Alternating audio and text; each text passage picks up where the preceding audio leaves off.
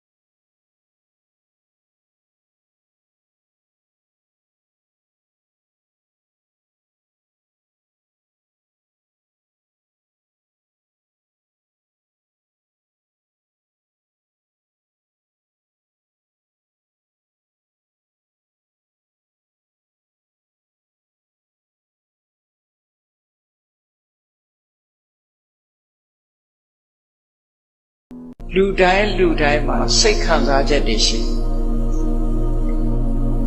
သို့တော်လူတွေဟာကိုယ့်ရဲ့စိတ်ခံစားချက်နဲ့ပတ်သက်ပြီးတော့သဘောပေါက်နားလည်ကြသလားဆိုနားလည်ကြစိတ်ခံစားချက်အကျမ်းမြင်ပြောမယ်ဆိုရင်၃မျိုးရှိကိုယ့်ကိုယ်တတိထားကြည့်ကိုကြိုက်တာလေးနဲ့တွေးလို့ရှိရင်သို့မဟုတ်နေလို့ထိုင်လို့အဆင်ပြေလို့ရှိရင်ဒုက္ခဝေဒနာဆိုစိတ်ခံစားချက်ရှိနော်စိတ်ချမ်းသာတယ်ကိုချမ်းသာတယ်လို့ပြောကြဒုက္ခဝေဒနာအေးနေမကောင်းထိုင်မသာဖြစ်တာပဲဖြစ်စီတခုခုအဆင်မပြေတာပဲဖြစ်စီ ဒုက္ခဝေဒနာခံခက်တယ်စိတ်ပြည့်တယ်စိတ်မကောင်းဘူးစိတ်ညစ်တယ်ဆိုတာဖြစ်လာဒုက္ခဝေဒနာစိတ်ချမ်းသာတာလည်းမဟုတ်ဘူးကိုယ်ချမ်းသာတာလည်းမဟုတ်ဘူးဈာစိတ်ထဲမှာခံစားချက်ပုံမှန်အနေထားလေးတစ်ခုဖြစ်လို့ရှိရင်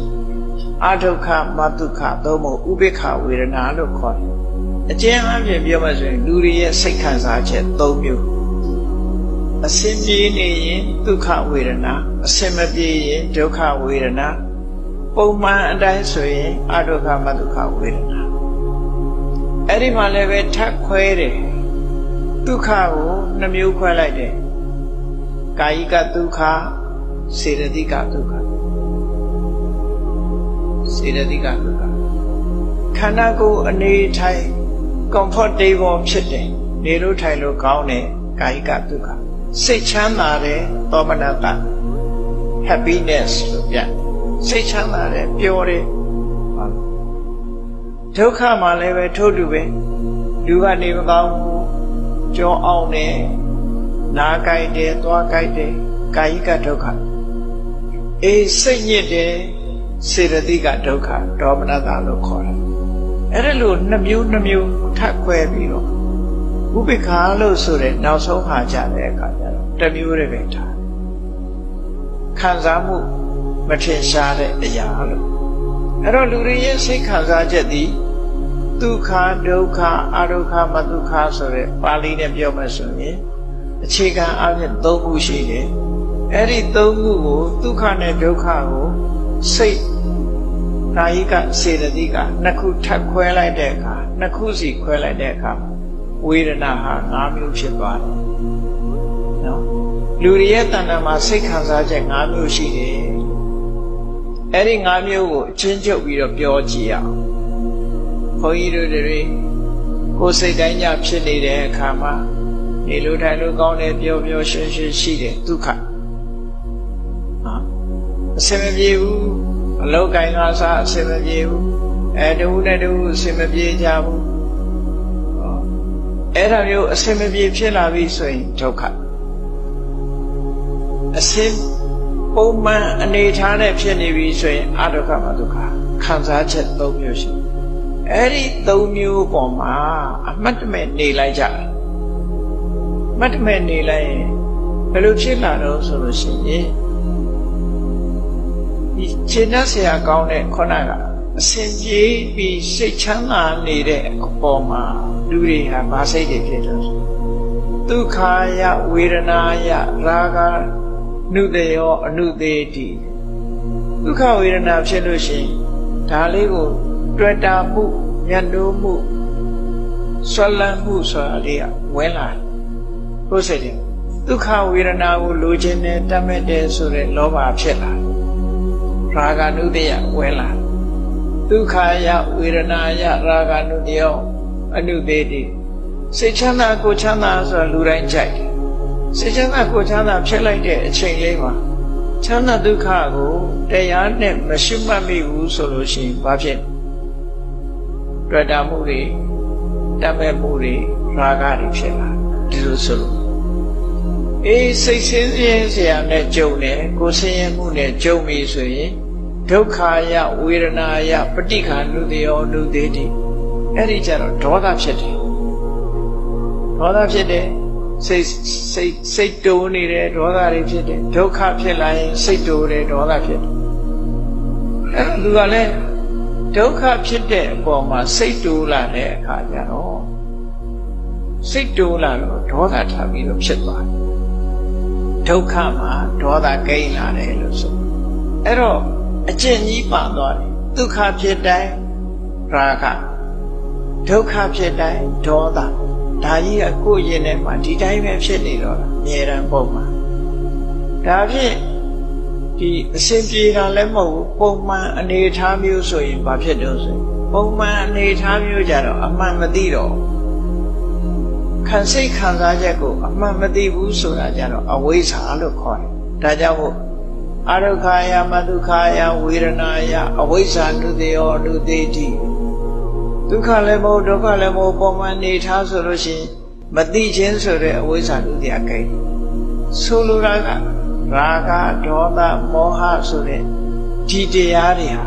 ဒုက္ခနဲ့တွေးလိုက်ရင်ရာဂဖြစ်တယ်ဒုက္ခနဲ့တွေးလိုက်ရင်ဒေါသဖြစ်တယ်ပုံမှန်အနေထားတဲ့ဆိုရင်အဝိဇ္ဇာဖြစ်တယ်ဆိုကိုယ်တဏ္ဍာမှာဘာတွေတိုးပွားနေတော့ဆိုစိတ်ခံစားချက်နဲ့ပတ်သက်ပြီးတော့တိုးပွားလာတာဟာအကုသိုလ်တွေကြီးပဲဖြစ်တယ်အကုသိုလ်တွေတိုးပွားတယ်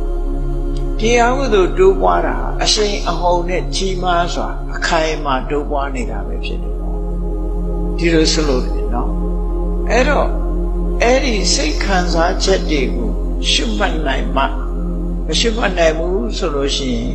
အခုတိုင်းပဲရာဂလာမယ်ဒေါသလာမယ်မောဟလာမယ်အခုဝင်လာတော့ဝင်လာတော့ဒါကြောင့်မလို့မဟာသတိပဋ္ဌာန်သုတ်မှာဆိုရင်ဝေဒနာနုပတနာဝေဒနာကိုရှု contemplation of feelings ဆိုဝေဒနာနုပတနာမြတ်စွာဘုရားကတည်တတ်ပေးထားစိတ်ခံစားချက်နဲ့ပတ်သက်လာလို့ရှိရင်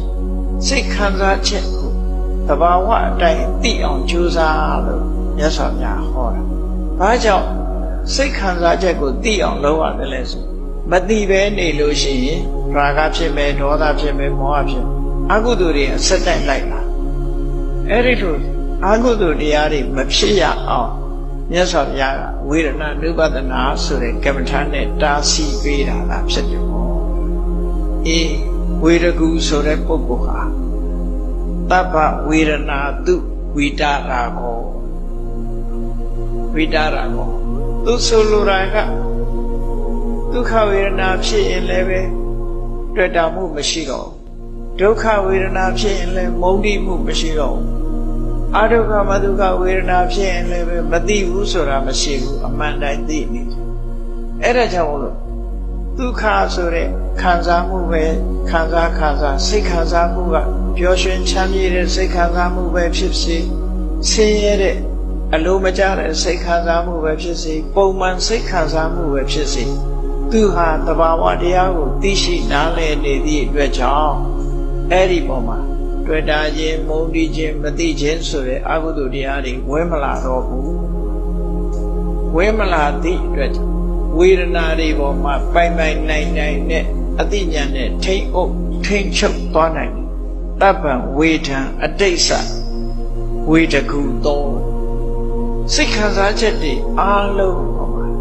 လောဘဒေါသမောဟမဖြစ်အောင်ကြော်လွှားနိုင်ခဲ့တယ်ဒီကြော်လွှားမှုကအလွန်ခက်ခဲတယ်တမန်အားဖြင့်တော့မကြော်လွှားနိုင်ဘူးနော်တမန်အားဖြင့်မကြော်လွှားနိုင်ဘူးဒုက္ခဝေဒနာနဲ့တွေ့ရင်ရှင်းတတ်တယ်ဒုက္ခဝေဒနာနဲ့တွေ့ရင်စိတ်ပြည့်တယ်ဟောရာဂဖြစ်မယ်ဒေါသဖြစ်မယ်ဒီလိုအဒုက္ခမဒုက္ခဝေဒနာနဲ့တွေ့ရင်မသိလိုက်ဘူးအဲ့ဒီအကုသိုလ်တရားတွေမဖြစ်ရအောင်ဝေဒနာနဲ့ပတ်သက်ပြီးအစစ်မှန်ကိုသိပြီးရာဂဒေါသမောဟဆိုတဲ့အကုသိုလ်တရားတွေကိုလုံးဝကျော်လွှားနိုင်တဲ့ပုဂ္ဂိုလ်ကိုဝေဒကုလို့ခေါ်ပါတယ်ဒီအဓိပ္ပာယ်ကိုရှင်းပြမယ်အဲ့တော့အဲ့ဒီအဆင့်ဟာဝိပဿနာကျင့်စဉ်တစ်ခုကိုကျင့်ပြီးတော့မှဉာဏ်နာဖြစ်လို့ရောက်မှဒီအဆင့်ကိုရောက်နိုင်တာတာမန်ပုဂ္ဂိုလ်တွေအနေနဲ့ဒီအဆင့်မရောက်တော့လည်းပဲဒီအသိဉာဏ်လေးကိုသိလိုက်ပြီဆိုလို့ရှိရင်ဝေဒကူရဲ့လမ်းကြောင်းကိုရှင်းရှင်းမြင်သွားတာပေါ့လောကလူတွေကကိုယ့်မျက်ခြေကိုမမြင်ဘူးဆိုတာလို့ကိုယ့်အပြစ်ကိုတော့မြုပ်ွယ်ထားကြပြီသူများအပြစ်ကိုသာဖော်ထုတ်နေတတ်ကြတယ်ပေါ့အဲ့ဒါမှားယွင်းခြင်းတရားပဲဒါကြောင့်မို့လို့ရသော်ဗျာကိုယ့်အပြစ်ကိုသာကိုယ်စဉ်းစားဆင်ခြင်မှာသူများအပြစ်တွေကိုတော့မချိပါနဲ့သူများအပြစ်တွေချိခြင်းအပြင်ကိုယ်မှာမကောင်းတဲ့စိတ်တွေပဲတိုးပွားလာမှာဖြစ်တယ်အဲ့တော့သူများကိုအပြစ်တင်ဖို့လည်းမကြိုးစားနဲ့ကိုယ်သာဒီလုပ်တယ်မလုပ်ဘူးကိုယ်သာအခြေအနေတရားကိုကိုယ်သာ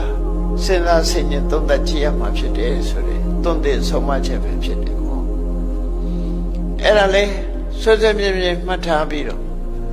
သူများအပြစ်ကိုတွေးမိတာနဲ့နပရိသံဝီလောမာနိနပရိသံကတကတသူတော်ဘာမတော်မလျော်တဲ့အမှုကိစ္စတွေသူတော်ဘာလှုပ်တယ်မလှုပ်ဘူးဆိုတာတွေကိုသွားပြီးတော့စိတ်ဝင်စားနဲ့မကြည့်နဲ့သူများအပြစ်တွေကိုမမြင်နဲ့အတ္တနောဝအဝိခေယကတ္တလိအတ္တနိသကိုယ့်ရဲ့ အလုတ်ကိုသာကိုလုတ်မလုတ်ကိုဖြစ်မဖြစ်ကိုသာကိုသာအကျိုးအပြစ်စီစေရမယ်ကိုသာချီးရှုရမယ်ဆိုရင်ဒီမြတ်စွာဘုရားရဲ့သုံးသစ်ဆုံးမချက်အတိုင်းနေလို့ရှိရင်သူများကိုအပြစ်တင်ငြင်းညောင်ဖြစ်တဲ့အကုသိုလ်တွေကိုမှဖြစ်တော့ဘူးလေတချို့ကသူများတော့အပြစ်တင်လိုက်လို့ရှိရင်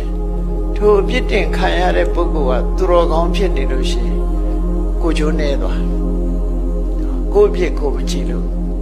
အပြစ်တင်ခံရတဲ့ပုဂ္ဂိုလ်ကတကယ်သူတော်ကောင်းကိုလည်းတော့ပြစ်မှားမိတတ်တယ်တခါကြတော့ကိုမကြိုက်တာကိုကြည့်ပြီးတော့တော်ပြီးတော့ပြစ်မှားတတ်တယ်အဲ့ဒါလို့ပြစ်မှားလိုက်တာနဲ့တပြိုင်တည်းကိုမှအပြစ်ကြီးတစ်ခုဖြစ်သွားတယ်ဒီနေ့ဩဃသေနတထေဇနီးမောင်နှံအလောင်းများဆိုကြည့်လိုက်လမ်းမတွေ့တဲ့ပိစိကဗုဒ္ဓကိုသူတို့ပါလာတဲ့စာဝတ်တော်ဖွဲ့တွေလှူလိုက်တယ်လမ်းကြုံလို့သွေးထဲထဲလှူလိုက်တယ်လှူပြီးတော့ဆူတောင်းတဲ့အရှင်ဘုရားသိတဲ့တရားမျိုးသိရပါလို့ဤဆိုပိစိကဗုဒ္ဓကြည့်လိုက်တော့သူတို့ဆူတော်ပြည့်မယ်ဆိုတော့ပိစိကဗုဒ္ဓကဝမ်းသာအာရပြုံးလိုက်တော့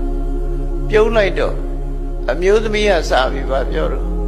အေးဟိုကိုရောကပြုံးနေတော့အနုပညာသမားနဲ့တူတယ်အနုပညာသမားတွေကလည်းပြုံးလေးနေတတ်တဲ့ထမရဲ့တချင်းဆိုရင်ပြုံးနေကြတာဟုတ်တော့ဟုတ်လောက်တယ်နော်မပြုံးရင်လည်းပြုံးဆိုတာအခုခေတ်တော့အနောက်တိုင်းကဟာတွေလာဘယ်ဟာတွေတူခေါက်တဲ့သူမဲရွယ်ကြီးတွေဆိုတာလည်းတွေ့နေရတယ်ခါတယ်တချင်းဆိုတာကြည့်မကောင်းရှိမကောင်းမဲရွယ်ပြီးတော့ခါစားတာလားဘာလားမသိပါဘူးနော်ဟိုဗမာအငိမ့်နေပါတယ်ကရင်တော့ပြုံးနဲ့ကတာတွေတွေ့ဘူးပါတယ်အခုအနောက်တိုင်းသချင်းတွေဆိုလို့ရှိရင်မျက်နှာကရှုံပွားပြီးတော့ခါတယ်စိတ်ခံစားချက်မှုပေါ်အောင်ဆိုရတာလားမသိဘူးဘာတွေဆိုရတော့မသိဘူးနားလည်းမလဲဘူးသို့တော့မျက်နှာအမူအရာကြည့်ရင်တော့ပြုံးတာမဟုတ်ဘူးသိချာနေတယ်ရှုံမဲ့ပြီးတော့ခါတယ်ကိုဆိုတာတော့တွေ့ရတယ်နော်အေးအဲ့ဒါလို့ဒီကိုယ်တော်ကပြုံးနေတော့တချင်းတယ်နဲ့တူတယ်ခုခေတ်တော့တချင်းတယ်လို့မခေါ်ဘူးဆိုတော့နဲ့တူတယ်လို့ပြောလိုက်ယောက်ျားလုပ်တဲ့သူကလည်းအေးဟုတ်မှာပေါ့ကွာလို့ပြောတော့အဲ့ဒီလိုပိစိကဗုဒ္ဓမထေရမြတ်ကိုသွားပြီးတော့မနိုင်ရမယ့်ဟာသွားနိုင်လိုက်တဲ့အခါမှာဒီဩဃသေနဇနီးမောင်နှံဟာဩဃသေနကတထေသားဖြစ်တော့လေသူဇနီးကဒီကားချိတ်တဲ့အမျိုးသမီးသွားဖြစ်တယ်တော့ကားချိတ်တဲ့အမျိုးသမီးကိုတွေ့ပြီးတထေသားကလည်းကားချိတ်တဲ့မှနောက်လိုက်သွားတယ်အဆင်မျိုးဖြစ်သွားတယ်ထောက်ခံလိုက်တာနော်ထောက်ခံလိုက်တာနဲ့ပါသွားတာတထေသားကတထေအိမ်ပေါ်မနေရဘဲနဲ့ကားချိတ်တဲ့ဘုရားရောက်သွားအဲ့ဒါသူတို့ဇလံမှာအဲ့လိုရှိတယ်အဲ့တော့သူများအပြစ်ကိုသွားကြည့်လိုက်တာသူများဟာကိုသွားကြည့်ပြီးတော့ကဲရဲ့စကားပြောလိုက်လို့ရှိရင်ဒီလူတွေဖြစ်တတ်တယ်ဆိုတာလည်းသတိထားစရာပေါ့နော်အေးအဲ့ဒါနဲ့ပတ်သက်ပြီးတော့မြတ်စွာဘုရားအခုဒီမှာနပရိသံဝီလောမတိသူတစ်ပါးတွေရဲ့မတော်မလျော်တဲ့ကိစ္စတွေကိုချိမနေနဲ့နပရိသံကတကတံသူတစ်ပါးတွေလှုပ်တာမလှုပ်တာမချိနဲ့ဆိုလိုတာကတချို့ကတရားထုတ်တယ်ငါတို့ကတော့ဥပုံတွေလည်းကိုးဆောင်တယ်တို့ရထရာတွေတော့စောင့်မအောင်ဒီလိုအမျိုးပေါ့နော်သူများမဆောင်တာတော့ပြောငါတို့စခန်းဝင်တဲ့ဗရဏိရှိတို့ရတဲ့စခန်းဝင်တဲ့လူတယောက်မှမရှိဘူးအဲ့ဒါလို့သူများကိုသွားမကြည့်လေနဲ့လို့သူတို့ဆိုလိုတယ်ပေါ့အတနောဝအဝိခေယကတနိအကတနိသကိုလုထာဝဲကိုကြည့်ပြီးတော့ကိုပဲဆန်းစစ်ပါလို့မြတ်စွာဘုရားဟောတာနော်စိတ်ဆိုးတယ်ဆိုတာဘာကြောင့်ဆိုးတာတော့လို့သိချာကြည့်လိုက်လို့ရှိရင် तू က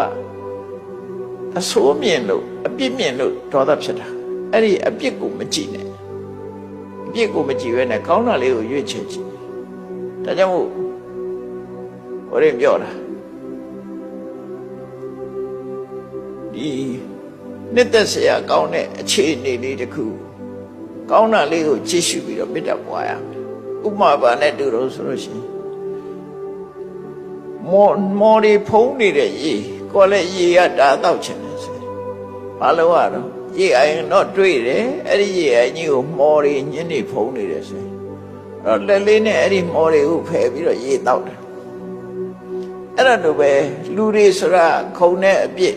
နှစ်ခုရှိတယ်အဲ့ဒီအပြစ်ကိုအသာလေးဖယ်ထားပြီးတော့ကောင်းကွက်ကလေးတွေချိပြီးတော့မေတ္တာပွားရမယ်လို့ပြောတယ်အပြစ်ကိုမချိနဲ့ကောင်းတာလေးရှာကြည့်ပြီးတော့မေတ္တာပွားအဲ့ဒါဒေါသဆိုတဲ့ပြီးကိုမေတ္တာနဲ့ပဲနှိမ့်သက်ရမယ်နော်စိတ်ပြီးလေးလာလို့ရှိရင်ထွက်ပေါက်ရဖို့မှန်ကန်တဲ့နည်းနဲ့ထွက်ပေါက်ရဖို့ရသော်ပြားကလမ်းညွှန်ပေးထားအဲ့ဒီလမ်းညွှန်ရဲ့အတိုင်းလိုက်နာကျင့်ကြံရုပ်ကိုအားထုတ်မယ်ဆိုလို့ရှိရင်ညီတူမှစိတ်ထဲမှာပောက်ကွဲမှုတန်တွေကိုခံရမှာမဟုတ်ပါဘူးဖြစ်လာလို့ရှိရင်လည်းထွက်ပေါက်ရသွားမှာပါမြတ်စွာဘုရားရဲ့တရားဓမ္မတွေကိုမနာရလို့ဒီနည်းစနစ်တွေကိုမသိတဲ့ပုဂ္ဂိုလ်တွေဘုရားတရားတော်တွေကိုမျက်ကွယ်ပြုနေလို့ဒီနည်းစနစ်ကိုမသိတဲ့ပုဂ္ဂိုလ်တွေဟာစိတ်ရထွက်ပေါက်ဆိုပြီးတော့မိမိတို့တွေးမိရာကြံစီမိရာထွက်ပေါက်မျိုးမျိုးကျလို့ကြတယ်ဆိုပါလို့လောကသူတွေမှာလူငယ်လူရွယ်အတိုင်းအပိုက်ဝိုင်းနေတဲ့ရန်ခါစိတ်ညစ်စရာဆိုတာတွေ့လာရန်ခါစိတ်ညစ်စရာတွေ့လာတယ်ရန်ခါပျော်စရာတွေတွေ့လာတယ်ရန်ခါစိတ်ထဲမှာအလိုမကျတာတွေတွေ့လာတယ်ရန်ခါကျတော့မထိမ့်သိမ့်နိုင်တော့အောင်ဒေါသပေါက်ကွဲလာတာမျိုးတွေတွေ့တတ်တယ်အဲ့ဒါလို့စိတ်အချင်းအကျ emotion တွေများလာလို့ရှိရင်ထွက်ပေါက်ရှာမရတော့ဘာလို့ကြဒီကနေ့ခေတ်အချို့ပုဂ္ဂိုလ်တွေကစိတ်ကိုဖြစ်စည်းမှုတွေကိုထွက်ပေါက်ရှာတဲ့အနေနဲ့ဝိရစေဝါတွေအသုံးပြုကြတယ်အရက်သေးသားတွေတောက်စားကြတယ်အဲ့ဒီနည်းနဲ့ထွက်ပေါက်ရှာလိုက်ကြဆိုလိုတာကပြဿနာစိတ်ထဲမှာဖြစ်လာရင်ထိုပြဿနာကိုမေ့ပြစ်ဖို့ကြိုးစားမေ့ပြစ်ဖို့ကြိုးစားတဲ့နေရာမှာအာယုတစ်ခုနဲ့လွှဲဖယ်ပြီးတော့အစားထိုးပြီးတော့တကယ်ဖြစ်စည်းနေတာကိုဖယ်ရှားပစ်ဖို့မကြိုးစားပဲနဲ့စိတ်ကိုခိတ္တခဏမေ့သွားအောင်တခြားနည်းလမ်းတွေနဲ့ထွက်ပေါက်ရှာရအဲ့ဒီထွက်ပေါက်တကယ်အစစ်အမှန်ထွက်ပေါက်မဟုတ်သည့်အတွက်ကြောင့်ဒီထဲမှာပဲပြန်ဝဲလဲလာတကယ်ငြိမ်းချမ်းတဲ့အပြင်ကိုမရောက်မသွားပဲနဲ့အတွင်းထဲမှာတဝဲလဲနဲ့ထွက်ပေါက်ရှာရင်းနဲ့ဒုက္ခရောက်သွားကြအကျဉ်းချက်တွေပိုများလာယတနာတစ်ခုကနေနှစ်ခုဖြစ်လာတယ်နှစ်ခုကနေသုံးခုဖြစ်လာဒီကနေ့ထွက်ပေါက်မှန်ကန်ထွက်ပေါက်ကိုမရှာနိုင်ဘူးဆိုလို့ရှိရင်ဒီလိုပဲပြဿနာတက်တယ်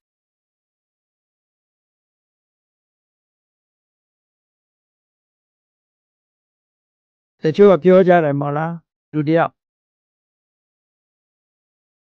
ဝမ်းစား